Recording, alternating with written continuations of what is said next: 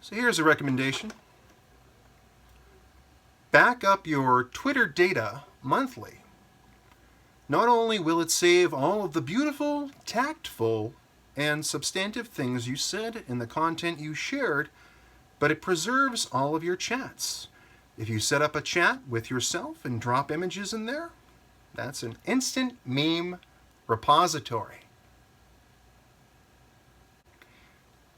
Yeah, I do abide by this recommendation. I practice what I preach, and I back up my Twitter data monthly because we're seeing a lot of, especially when this time we have this thing, cancel culture, depending on what industry you're in or what your political beliefs are or whatever. There's a lot of reasons why your values might not make you susceptible or worried about cancel culture, but it is a thing where we're going back to old tweets and we're, using them as the impetus to fire somebody or take action on somebody for something they said, potentially in jest, potentially when they're high or drunk or emotional. Really, it's mostly emotional reasons that you might make a tweet you want to delete because we don't really act, rationally. We rationalize later. We act irrationally. We act on impulse. We act on what we feel is right at the time.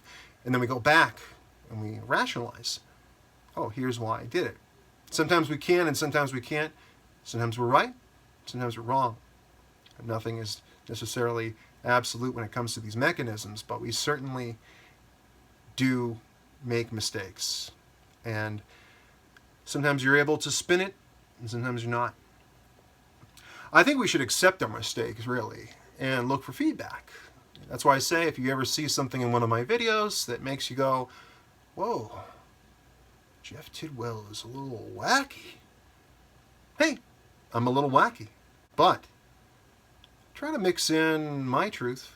I know we have this thing about postmodernism. Postmodernism is getting dragged lately, and for good reason.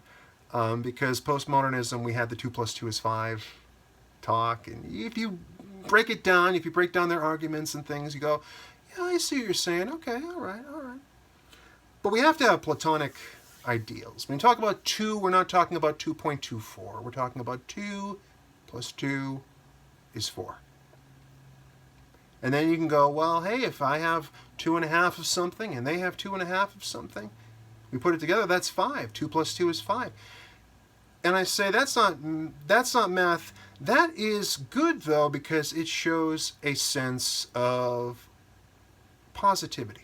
It means that, hey, maybe if I have a couple of things, but I have something that's incomplete, maybe if you take your incomplete thing and put it with my incomplete thing, it's like making a baby. It's like making a baby and you go, hey, we got something new. We have hope. We can work together. We can collaborate. We can build something. We can do something. It's art. It's art and science mixed into one. We're collaborating. We're building a new reality where we're together. I get that positive message. That's the thing with postmodernism, though. When you mix postmodernism and absolutism, you go to clown world. I love postmodernism. Have you seen this channel? I love postmodernism. But it has to be used as a tool. It's not something that I would apply to the concrete world necessarily. I think it can be used as a diagnostic. It can be used to frame things a certain way. Certain analogies work well, and in fact, it's a great diagnostic for overviewing the world and saying, well, hey, maybe we've labeled this partition here, this, and how it interacts with this other one over here. It seems fairly predictive. But when you start to get into it, well, let's organize society around these assumptions we've made to build this model, this postmodern model, whatever you're looking at. That's where you start to get into trouble. But this is all an aside to backing up your data because you can be deleted. And frankly, I wouldn't be able to do these videos without the backing up of the data because I'm reading them off of my archive.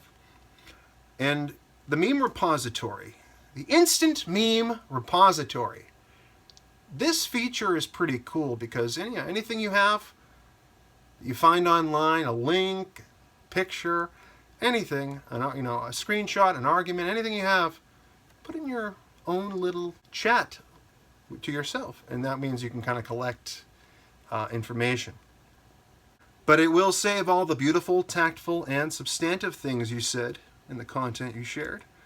But it preserves all of your chats. And yeah, I just think it's a good idea, partially for security purposes, to make sure that you're able to see the full context in case things get deleted and you want to know why. You can always go, well, hey, where did that tweet go? It's in the archive. It's in the archive. So it gives you a little bit more perspective on what's going on with Twitter.